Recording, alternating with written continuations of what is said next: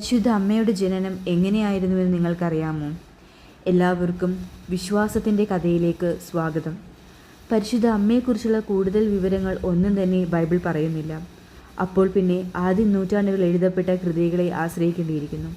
അതിലേറ്റവും പ്രധാനപ്പെട്ടതാണ് അപ്രമാണിക ഗ്രന്ഥത്തിൽപ്പെട്ട വിശുദ്ധ യാക്കോബിൻ്റെ സുവിശേഷം.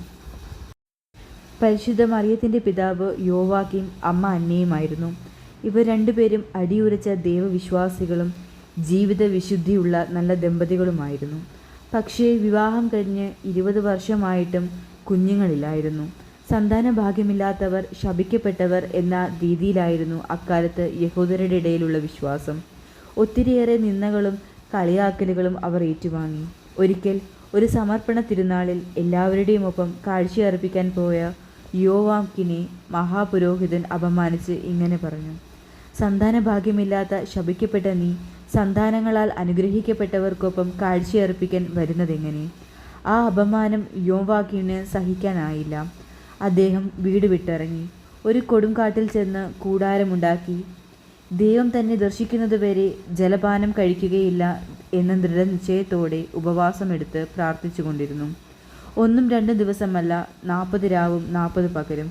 അപ്പോൾ ഒരു മാലാഖ അദ്ദേഹത്തിന് പ്രത്യക്ഷപ്പെട്ട് ഇപ്രകാരം പറഞ്ഞു: നിന്റെ പ്രാർത്ഥന ദൈവസന്നിധിയിൽ അംഗീകരിക്കപ്പെട്ടിരിക്കുന്നു. നിന്റെ ഭാര്യയുടെ ഗർഭപാത്രം അടയ്ക്കപ്പെട്ടിരുന്നത് അത് അത്ഭുതകരമായി തുറക്കാൻ വേണ്ടിയായിരുന്നു. നിന്റെ ഭാര്യ അന്ന ഒരു പുത്രിയെ പ്രസവിക്കും. അവൾക്ക് മറിയം എന്ന് പേരിടണം. അതേസമയം അന്ന ഭർത്താവിനെ കാണാതെ വിഷമത്തിൽ കരഞ്ഞു പ്രാർത്ഥിച്ചു കൊണ്ടിരിക്കുകയായിരുന്നു. മാലാഖ അവൾക്കും പ്രത്യക്ഷപ്പെട്ടു. അവൾക്ക് ജനിക്കാൻ പോകുന്ന കുഞ്ഞിനെക്കുറിച്ചുള്ള ദൈവിക പദ്ധതികളെക്കുറിച്ചും കുഞ്ഞിനെ സ്വീകരിക്കാൻ എങ്ങനെ ഒരുങ്ങിയിരിക്കണമെന്നും പറഞ്ഞുകൊടുത്തു. മാലാഖ പറഞ്ഞതുപോലെ തന്നെ യോവാക്കീമും അന്നയും സദാസമയവും ദൈവത്തിനോട് പ്രാർത്ഥിച്ചു കൊണ്ടിരുന്നു. അങ്ങനെ കാലം തികഞ്ഞപ്പോൾ ഒരു പെൺകുഞ്ഞിന് ജന്മം നൽകി.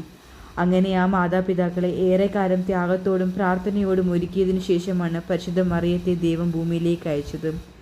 പരിശുദ്ധ അമ്മേ മാതാവേ, ആ അമ്മയെപ്പോലെ പാപക്കറ ഏൽക്കാതെ ജീവിക്കുവാൻ ഞങ്ങളെയും സഹായിക്കണമേ. ഇതുപോലുള്ള കഥകൾക്കായി നമ്മുടെ ചാനൽ സബ്സ്ക്രൈബ് ചെയ്യൂ.